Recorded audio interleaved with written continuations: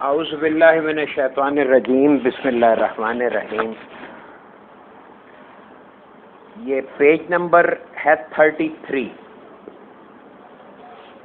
اس کا یہ جو لیکچر ہے، لیکچر نمبر 3 ہے، جس کا عنوان تھا لوح محفوظ۔ اور یہاں پہ یہ جو ذیلی ٹائٹل ہے وہ ہے عالم جو۔ یہ عالم جو سے پہلے یہ لوح محفوظ کا تذکرہ آیا اور یہ بتایا کہ لوح محفوظ کیا ہے اور اس تک رسائی کیسے حاصل ہو سکتی ہے، یعنی لوح محفوظ کیا ہے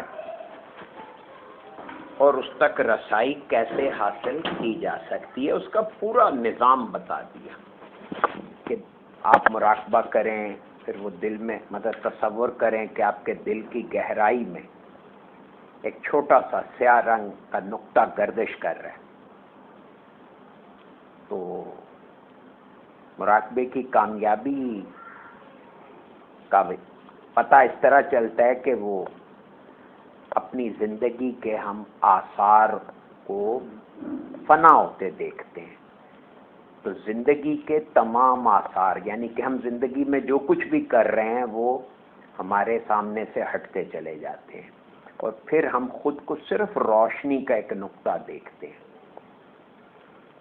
تو جب یہ نقطہ پوری طرح واضح ہو جاتا ہے، یہ کافی مہینے لگتے ہیں، یہ بات ذہن میں رکھیں، یہ نہیں کہ 4 دن کیا اور 10 دن کیا تو ہو گیا۔ پھر جب یہ نقطہ اس میں پھیلاؤ پیدا ہوتا ہے تو یہ پوری ایک سکرین بن جاتا ہے۔ پھر وہ ایک ایسی سکرین بن جاتا ہے جس کے اوپر کائنات کا پورا پروگرام نشر ہوتا نظر آتا ہے۔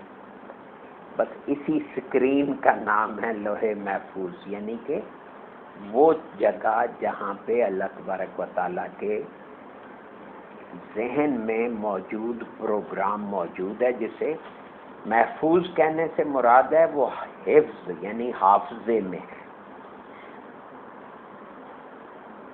تو یہ لوح محفوظ کی ایک بریف ڈسکرپشن تھی۔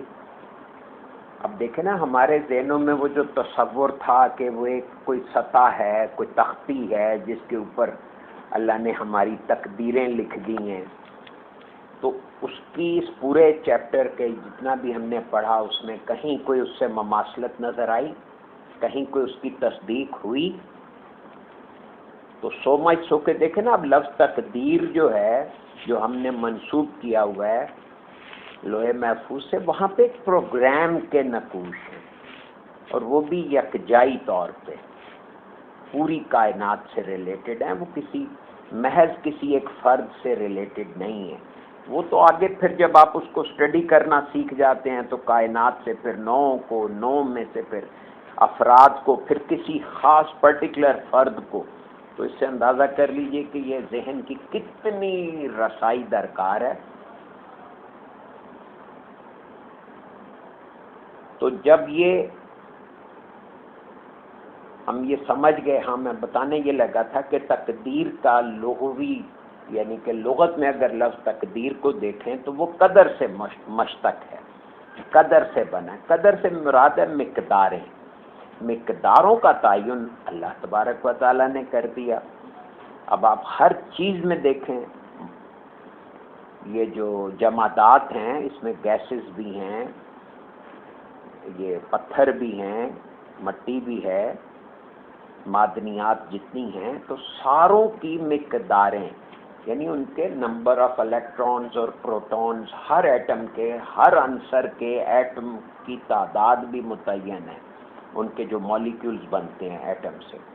اور پھر ایٹم کے اندر الیکٹران اور پروٹونز اور نیوٹرونز کی تعداد کا بھی اللہ نے تعین کیا ہوا ہے۔ تو یہ ہے تقدیر اصل میں، لیکن ہم یہاں اعمال کا تعین کر کے بیٹھے ہوئے۔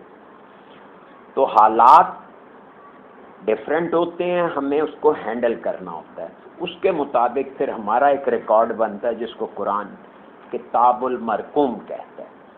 ہیونگ سیڈ دس، یہ تھوڑا سا وہ لوح محفوظ کے حوالے سے جو ہمارے کانسیپٹس ہیں کہ وہ کوئی صرف میری اور آپ کی تقدیر نہیں لکھی ہوئی، تقدیر سے مراد ہے تو پوری کائنات میں جتنی اشیاء ہیں سب کی مقداروں کا تعین کر دیا اور ایک پروگرام کے تحت ان کو ڈسپلے کیا جا رہا ہے۔ تو اب عالم جو پڑھتے ہیں، اللہ تعالیٰ نے کائنات کو بنانے کا ارادہ اس لیے فرمایا کہ اللہ کے علاوہ اور بھی ایسی صورتیں ہوں جو اللہ تعالیٰ کو پہچانیں، یعنی خالق کائنات نے چاہا کہ میں پہچانا جاؤں۔ جیسے یہ تقاضا پیدا ہوا، اللہ تعالیٰ کے ذہن نے حرکت کی، یاد رکھیں میں پہچانا جاؤں، یہ ایک تقاضا ہے۔ اب اس تقاضے کی تکمیل، یہ تقاضا کیوں پیدا ہوا؟ کیونکہ اللہ نے کچھ صفات کو اپنایا، تو صفات کا ڈسپلے نہیں ہوگا تو پتہ کیسے چلے گا کہ یہ صفات ہیں؟ اب جیسے بصیر میں نے دیکھنا، تو اب اگر کوئی چیز ہی نہیں ہوگی تو اللہ اس کو دیکھے گا نہیں، تو کسی کو کیا اطلاع ملے گی کہ اللہ دیکھ رہا ہے یا اللہ سمیع ہے، یعنی سنتا ہے؟ تو اللہ کسی کو اپنی سماعت میں شریک کرے گا، کسی کو یہ اپنی سماعت منتقل کرے گا تو اس کو پتہ چلے گا کہ سننا کیا ہوتا ہے، تب جا کے وہ اللہ کی صفت سے سماعت سے آشنا ہوگا۔ اب اللہ مصور ہے تو یہ اللہ کی صفت ہے، اب جب تک وہ تصویریں نہیں بنائے گا تو کوئی اس کو مصور کیسے مانے گا؟ پھر کوئی تصویر دیکھنے والا چاہیے۔ تو یہ پورا، تو یہاں سے سمجھے کہ کائنات میں کیا ہو رہا ہے کہ اللہ کے علاوہ اور بھی ایسی صورتیں ہوں جو اللہ کو پہچانے، یعنی خالق کائنات نے چاہا کہ میں پہچانا جاؤں۔ اور جیسے یہ تقاضا پیدا ہوا، اللہ تعالیٰ کے ذہن نے حرکت کی۔ ذہن یعنی وہ صفات کا مجموعہ جو ہے اس میں حرکت پیدا ہوئی اور کائنات وجود میں آ گئی۔ اب پہچاننے کے لیے ضروری تھا کہ خالق کے علاوہ بھی کوئی ہو اور اس کے اندر، یعنی اس مخلوق کے اندر پہچاننے کی قدریں بھی موجود ہوں، قدریں، مقداریں، یعنی یہ صفات مخلوق میں بھی ہوں۔ اب پہچاننے کی قدروں کا مطلب یہ ہے کہ مخلوق پہچاننے، جاننے، سمجھنے، سننے، دیکھنے اور محسوس کرنے کا ادراک رکھتی ہو۔ کیا ہو؟ ذرا غور کریں، مخلوق کی ان صلاحیتوں کو، جو مخلوق کو اللہ کی صفات منتقل ہوئی، وہ مخلوق کی صلاحیتیں بن گئیں۔ اب پہچاننا ایک صلاحیت ہے، جاننا ایک صلاحیت ہے، سمجھنا ایک صلاحیت ہے، سننا ایک صلاحیت ہے، دیکھنا ایک صلاحیت ہے، اور پھر ان سب سے اوپر اٹھ کر محسوس کرنا، یعنی حسیات کا استعمال کرنا، ادراک رکھتی، اسے پتا ہو کہ یہ میں کیا کر رہا ہوں، اسے معلوم تو ہو، اس کی درک لگتی ہو۔ ادراک کا لفظ درک سے ہے، ٹھیک ہے، وجود مدرکہ۔ اللہ تعالی چونکہ مجموعہ اوصاف ہیں، کیا کہا؟ یعنی اوصاف، صفات۔ اللہ تعالیٰ چونکہ مجموعہ اوصاف ہیں، وہ صفات بھی اللہ کی اپنی تخلیق کرتے ہیں، ان کو اپنایا گیا ہے۔ یہ جو ہم نے پیچھے ایک نقشے میں دیکھا تھا کہ ذات، صفات اور کائنات، یہ پیج نمبر 26 پہ تھا کہ ذات ہے، یعنی اللہ کی ایک ذات ہے جس نے صفات کو اپنایا اور صفات کا ڈسپلے کائنات ہے۔ یہ بات اس وقت میں نے عرض کی تھی۔ یہاں پہ دیکھیں وہی بات کہ اللہ تعالی چونکہ مجموعہ اوصاف ہیں، جب اللہ تعالیٰ کے ارادے نے حرکت کی، اب حرکت کس میں ہوئی؟ ارادے میں۔ ارادہ کس کا تھا؟ اللہ کی ذات کا۔ جب اللہ کے ارادے نے حرکت کی تو جس ترتیب، یعنی خاص ترتیب کا تعین کیا اللہ نے، پہلے کیا، بعد میں کیا، اس کے بعد کیا، اس کے بعد کیا، ایک ترتیب، اور جن قاعدوں، یعنی کہ جن فارمولوں کے تحت اور جن ضابطوں کے ساتھ، جن رولز اینڈ ریگولیشنز کے ساتھ اللہ تعالیٰ کے ذہن میں کائنات کی تشکیل کا پروگرام تھا وہ وجود میں آ گیا۔ اب تشکیل کیا مطلب ہے؟ تشکیل کا لفظ شکل سے ہے۔ آپ اس طرح سے ہر لفظ کی حیت کو، اس کی ساخت کو، اس کی بناوٹ کو دیکھ کر پڑھیں گے تو بہت آپ کو چیزیں واضح ہوں گی کہ کائنات کی تشکیل یعنی کائنات کی ایک شکل کا بنانے کا جو پورا پروگرام تھا وہ وجود میں آ گیا۔ کائنات کی ایک شکل بننا شروع ہو گئی۔ اب کائنات کی تشکیل کے پروگرام کا پہلا مظاہرہ لوح محفوظ پر ہوا۔ تصوف میں لوح محفوظ کو لوح اول کہا جاتا ہے۔ لوح اول اس لیے کیونکہ وہ سب سے پہلے اللہ نے تشکیل دیا پروگرام اور اسے وہاں محفوظ کر دیا، یعنی حافظے میں، میموری کارڈ میں فکس کر دیا۔ اب کائنات کی تخلیق کا پہلا مرحلہ لوح محفوظ ہے، یعنی جب ہم لوح محفوظ کی طرف متوجہ ہوں گے تو ہمارے ذہن میں اللہ کا تخلیقی نظام اور پروسیس آئے گا، اور یہ اس کا فرسٹ سٹیپ، یعنی کہ جب آپ کسی بھی گھر کی تعمیر کرتے ہیں تو کیا کرتے ہیں؟ پہلے نقشہ کنسلٹ کرتے ہیں، نقشہ بناتے ہیں، اس نقشے کو کنسلٹ کر کر کے آپ عمارت کو بناتے ہیں، کہاں پہ پلر بنانے ہیں، کہاں نالا بچھانا ہے، کہاں پہ ڈرینیج دینا ہے، کہاں کمرے بننے ہیں، یہ ساری چیزیں وہاں پہ طے ہوتی ہیں۔ تو یہ تخلیق کا پہلا مرحلہ لوح محفوظ ہے۔ اب کائنات میں جو بھی حرکت واقع ہونے والی ہے یا کائنات میں جس قسم کا تغیر و تبدل ہونے والا یا ہو چکا ہے یا ہو رہا ہے، اس کے تمام نقوش، وہ حرکتیں نہیں، وہ تغیر و تبدل نہیں، بلکہ اس کے نقوش لوح محفوظ پر لوح اول پر محفوظ ہیں۔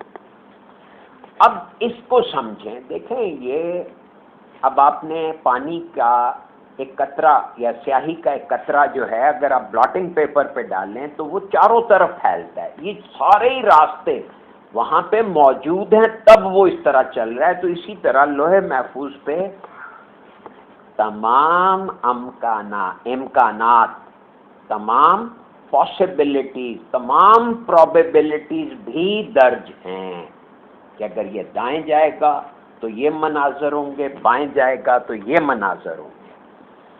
یہ دیکھیے کہ اس کے تمام نقوش لوح اول پر محفوظ ہیں، اور یہ ایک اجتماعی پروگرام ہے، یعنی کائنات کا ہر فرد اجتماعی حیثیت میں تصویری خد و خال کے ساتھ موجود ہے۔ یعنی جب ہم لوح محفوظ کی بات کرتے ہیں تو وہ ایک اجتماعی پروگرام ہے، اور وہاں پہ آپ کے بارے میں جو کچھ بھی ہے وہ تصویری خد و خال میں ہے، تصویروں کی صورت میں۔ ہم تصویروں کو پھر ریڈ کرنا ہوتا ہے، تصویروں کو سمجھنا ہوتا ہے کہ اس تصویر میں یہ جو حرکت دکھ رہی ہے اس کا اصل مفہوم کیا ہے۔ تو یہ فراست اس کے لیے چاہیے۔ تو ان چیزوں کے لیے ذہن کو آمادہ کرنا، تیار کرنا، یہ ہے ہمارا اصل فریضہ۔ اب یہ مثال دیکھیں، ایک فلم ہے جس میں ایک ساتھ مختلف نوع شکلیں اور صورتیں ہیں، لیکن ابھی وہ فلم کے اندر ہی ہیں۔ وہ تصویریں جو فلم میں ہیں ابھی حرکت میں نہیں آئی ہیں۔ تو اگر ہم اس فلم کو اسکرین مان لیں تو فلم کا مظاہرہ جس جگہ ہوگا، یعنی جس جگہ متحرک تصویریں ہمیں نظر آئیں گی، ہم اس کا نام بھی تو اسکرین رکھ سکتے ہیں۔ اب دو اسکرینیں ہو گئیں، ایک وہ فلم والی اسکرین اور ایک یہ بڑی اسکرین جو جسے پردہ سیمی کہتے تھے جب سنیما ہوا کرتے تھے۔ اب تو آپ کے ٹی وی کی اسکرین جو ہے وہ پردہ سیمی بن گئی۔ لیکن وہ ساری تصویریں کہیں کسی سی ڈی میں پڑی ہیں، تو وہ سی ڈی بھی اسکرین ہے اور یہ ٹی وی کی اسکرین بھی ایک اسکرین ہے. تو یہ فرق دیکھ لیجئے. یہ بات کبھی اس طرف کسی کا دھیان نہیں گیا. حضور مرشد کریم بتا رہے ہیں کہ اگر ہم اس کو تصویریں جہاں پہ موجود ہیں اسے اسکرین مان لیں تو فلم کا مظاہرہ جس جگہ ہوگا یعنی متحرک تصویریں ہمیں نظر آئیں گی، اس کا نام بھی ہم اسکرین ہی رکھ سکتے. اب ہم یوں کہیں گے کہ دو اسکرینیں ہیں یا دو پردے ہیں. اب ایک پردے پر تصویریں بنی ہوئی ہیں لیکن متحرک نہیں ہیں، اور دوسرے پردے پر تصویریں متحرک ہیں. اب یہ تصویریں جو متحرک ہیں، بولتی ہیں، ناچتی ہیں، ہنستی کھیلتی ہیں، اور جس اسکرین پر تصویریں موجود ہیں مگر متحرک نہیں ہیں، اس کو تصوف نے لوح اول کہا ہے. اور جس اسکرین پر تصویریں متحرک ہیں وہ عالم جو ہے. اب دیکھیں یہ ہے ڈیفینیشن عالم جو کی. اب عالم حالت کو کہتے ہیں. ہم نے ایک اسٹیٹ آف افیئرس، عالم جو میں نے بہاؤ، جو میں نے ندی، میں بتا چکا تھا. یہ متحرک تصویریں جو ہیں اسے عالم جو کہا. اب یعنی یہ تمثال کا دوسرا عالم بھی ایک فلم کی صورت میں متحرک ہے. اب یہ سارے ایریے کو تمثال کہا. تمثال مثل سے ہے یہ لفظ. تمثال میں نے کسی چیز کی طرح کی بنی ہوئی چیز، جیسے ہم اور آپ یہاں پہ مادی وجود رکھتے ہیں. اب ہمارا ایک جسم مثالی ہے، یعنی اسی جسم کی طرح کا ایک جسم ہے جس کو تمثیل کہا گیا ہے، جس کو یعنی تمثال کا دوسرا عالم. پہلے تمثال کا پہلا عالم کیا ہے کہ وہ لوح اول ہے، پھر دوسرے کو عالم جو کہا. وہاں پہ تماثیل یعنی کہ تصویریں ہی ہیں، لیکن پہلے میں بالکل ساکت ہیں، دوسری سٹیج پہ وہ ان میں موومنٹ ہو گئی ہے، متحرک ہیں. لیکن ابھی وہ حرکت اجتماعی شکل میں، یعنی کلیکٹیو، یعنی کائناتی سطح پہ وہ متحرک ہیں. ابھی ان میں انڈیویجویلٹی، انفرادیت نہیں آئی.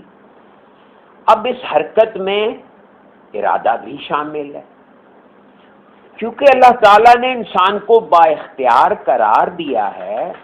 اس لیے لوح محفوظ کا جو نقش عالم جو یا لوح دوئم پر نازل ہوتا ہے اس کے اندر انفرادی نوعی اختیارات شامل ہو کر دوبارہ لوح محفوظ پر منتقل ہوتے ہیں. یہ بہت بڑا راز ہے جو کہ اصل میں اصحاب تکوین کو سکھایا جاتا ہے کہ کس طرح سے انفرادی اور نوعی اختیارات، دو لفظ ہیں، انفرادی بھی اور پھر نوعی بھی. اختیارات کیا ہیں؟ وہ دوبارہ یعنی جب لوح اول سے لوح دوئم پہ ایک چیز منتقل ہو جاتی ہے تو اس کو جب دوبارہ یعنی لوح دوئم پہ انفرادی اور اجتماعی اختیارات اگر اس میں شامل ہو جائیں، یعنی نیچے لوگ اپنی مرضی اس میں شامل کر دیں یا اپنے مرضی سے مراد ہے کہ اس میں ایڈجسٹمنٹ کر دیں. مثلا بارش ہونے والی ہے، ٹھیک ہے، ہم نے کہا نہیں میری تو گندم بھیگ جائے گی. تو اب وہ اس طرح اگر اجتماعی طور پہ وہ سارے منع کر دیں تو بارش نہیں ہوگی. یہ اس حد تک قانون چلا جاتا ہے. چونکہ اللہ تعالیٰ نے انسان کو با اختیار قرار دیا ہے، یعنی کہنے کا مطلب یہ ہے کہ اب حرکت میں ارادہ بھی شامل ہے، یعنی انسان کا ارادہ اگر اس میں شامل ہو گیا. اب ایک ارادہ تو اوپر سے اللہ کا چل رہا ہے، تصویر لوح محفوظ پہ آئی، وہاں سے جب یہ لوح دوئم پہ گئی، عالم جو میں آئی، اور انسان نے بیچ میں اپنے ارادے شامل کر دیے تو کیا فرما رہے ہیں حضور مرشد کریم کہ وہ اختیارات شامل ہو کر دوبارہ لوح محفوظ پر منتقل ہوتے ہیں. یعنی کہ اللہ تعالیٰ اتنا رحیم و کریم ہے، اس کا اتنا بڑا وہ ہے کہ وہ انسان کی بنائی دی گئی تجاویز کو ایکسیپٹ کر کے اسے لوح محفوظ کا حصہ بنا دیتا ہے. اس تعریف کی روشنی میں لوح محفوظ پہلا عالم تمثال ہے اور لوح دوئم دوسرا عالم تمثال ہے جس میں انسانی ارادے بھی شامل ہیں.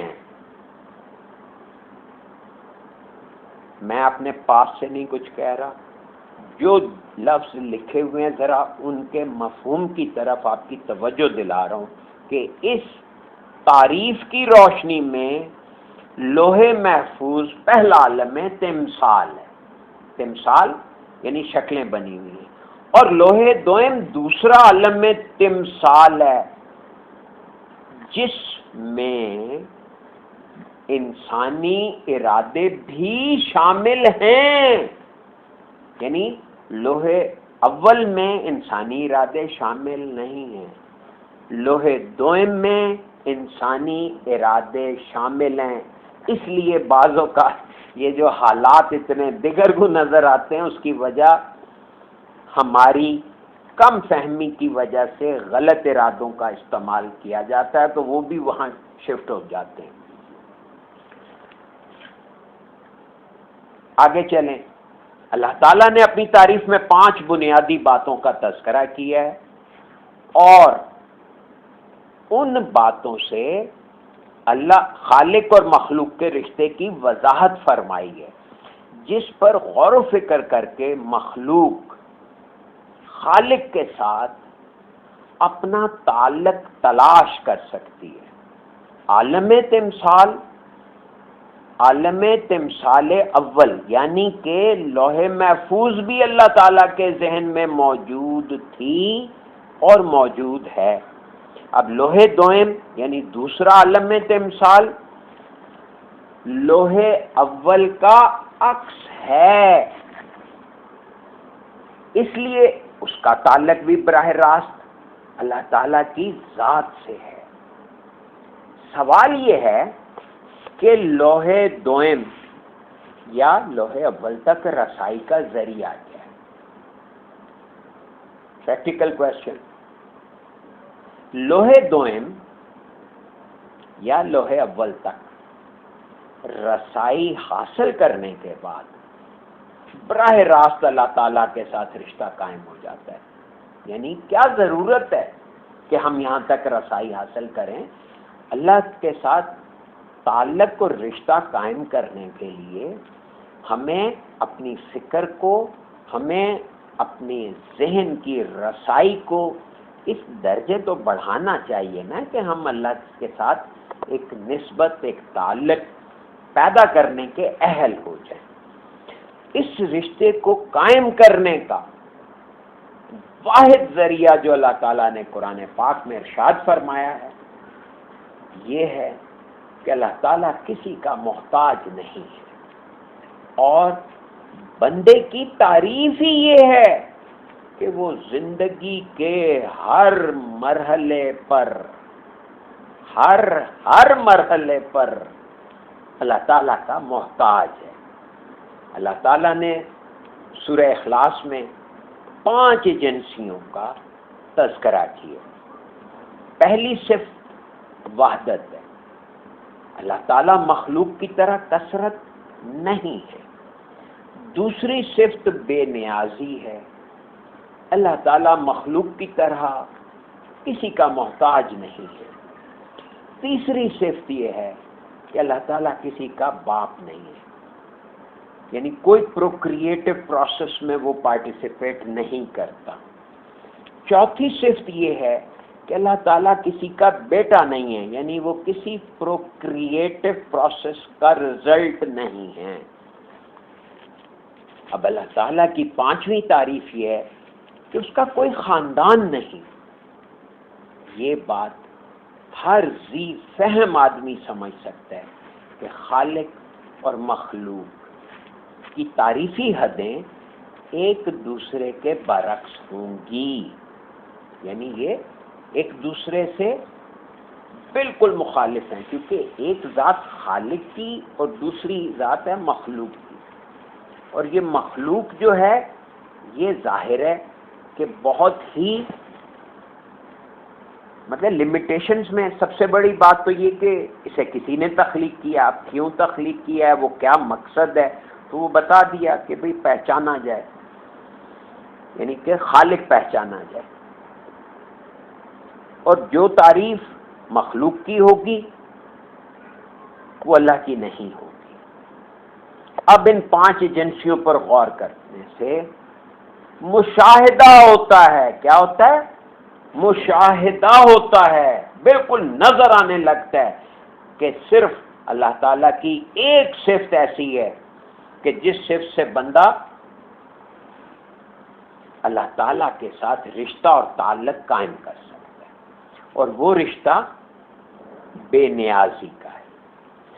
جب کوئی بندہ مخلوق سے اپنی احتیاج منقطع کر لیتا ہے، مخلوق سے توقعات توڑ لیتا ہے، اپنی حاجتیں اپنی ضرورتیں مخلوق سے وابستہ نہیں کرتا، تو لاشعوری طور پر اس کی آنکھ اس بات کا مشاہدہ کر لیتی ہے کہ تمام ضروریات کا واحد کفیل اللہ ہے، خالق وحدت ہے، لیکن مخلوق وحدت نہیں ہو سکتی۔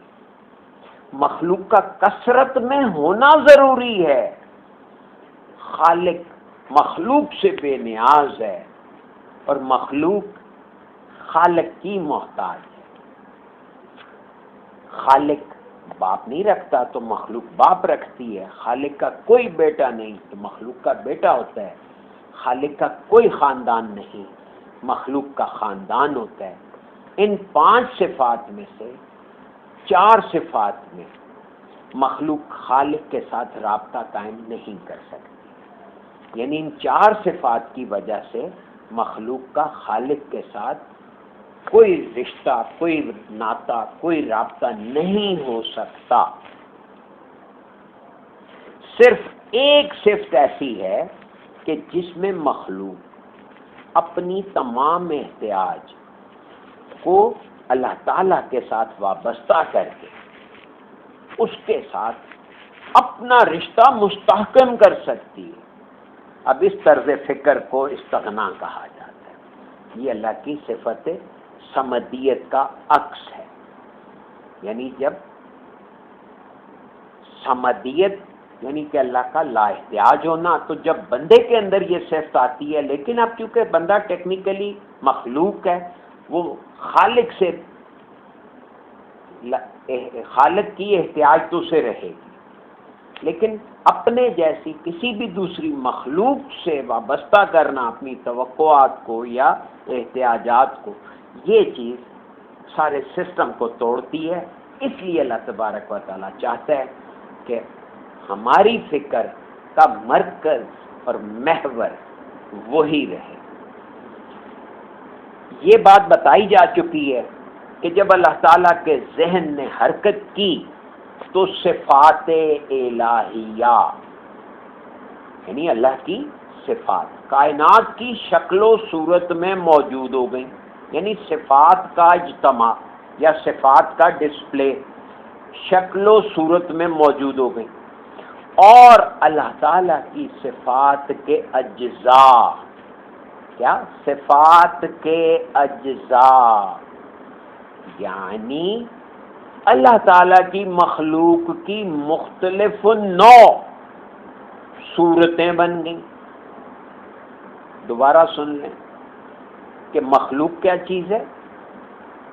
اللہ تعالیٰ کی صفات کے اجزاء، یعنی اللہ تعالیٰ کی مخلوق کی مختلف نوع صورتیں بن گئیں، اور یہ صورتیں وہ صورتیں ہیں جو مخلوق کی شکل و صورت میں روح کی حیثیت سے لوح محفوظ پر موجود ہیں.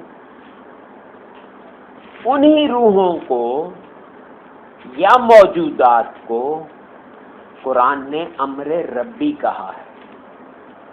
حاصل کلام یہ ہے کہ کائنات کا ہر فرد اللہ تعالی کے حکم کی ایک تصویر ہے، اور یہی حکم زندگی، موت اور نزول و صعود میں ہر جگہ متحرک ہے. اب اس کے بعد یہ میں چاہوں گا کہ ذرا آپ ایک نظر یہ جو صفحہ نمبر 34 پہ ایک ٹیبل سا بنا ہوا ہے، ذرا اسے دیکھ لیں. اللہ کا ارادہ، دیکھیے اللہ کا ارادہ کیسے ڈیفائن ہو رہا ہے کہ لا متناہی نور ہے. لا متناہی جس کی کوئی انتہا نہیں. اور نور آپ کو بتایا تھا کہ یہ تھاٹ کو کہتے ہیں، وہ ڈھلا امر الہی میں. لا متناہی نور کے اندر ایک چیز ہے امر الہی. امر کہتے ہیں کام کو. اب اللہ کا کام کیسے ہوتا ہے؟ اس کے آگے 3 اجزاء ہیں. غور کریں اللہ کا ارادہ کیسے کام کرتا ہے. امر الہی کی ارادہ، پھر بنتی ہے شے. ارادے میں شے ہوتی ہے تو شے کا ظہور ہوتا ہے یا ظہور شے. یعنی یہ اللہ نے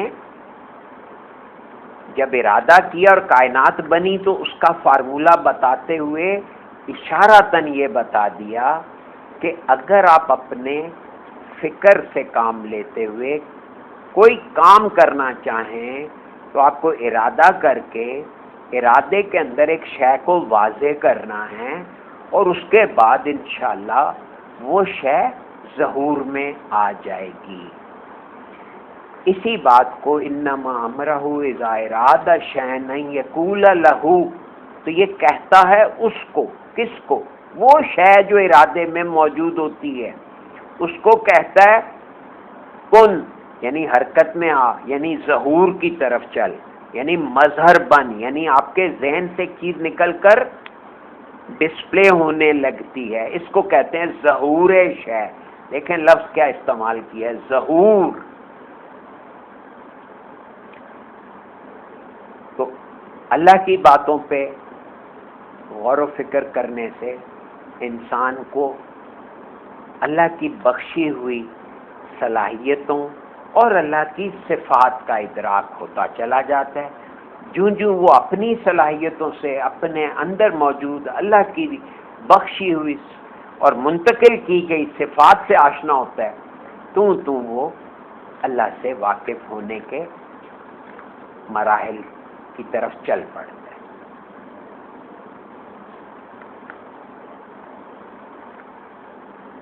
یہاں پہ یہ چیپٹر مکمل ہو گیا جی.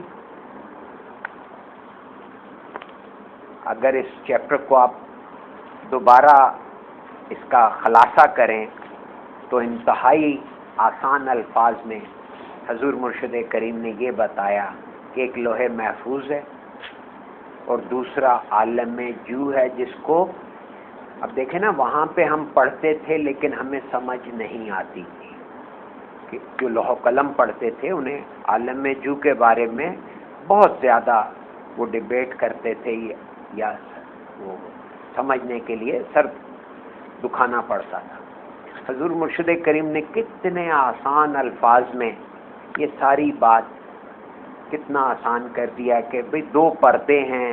پہلا پردہ وہ ہے جس کے اوپر اللہ کا ارادے میں جو پروگرام ہے وہ نقش ہے، وہ آتا ہے عالم لوح دوئم پر، اور وہاں اس میں چونکہ انسانی ارادے شامل ہو جاتے ہیں تو وہ واپس لوح محفوظ پر جا کر پھر وہ وہاں سے ڈائریکٹلی ڈسپلے ہونا شروع ہو جاتا ہے. اور اس کا بھی فارمولہ بتا دیا کہ ارادہ کرتے ہیں، ارادے میں کوئی شے ہوتی ہے اور پھر اس شے کا ظہور ہونے لگتا ہے. ٹھیک ہو گیا جی؟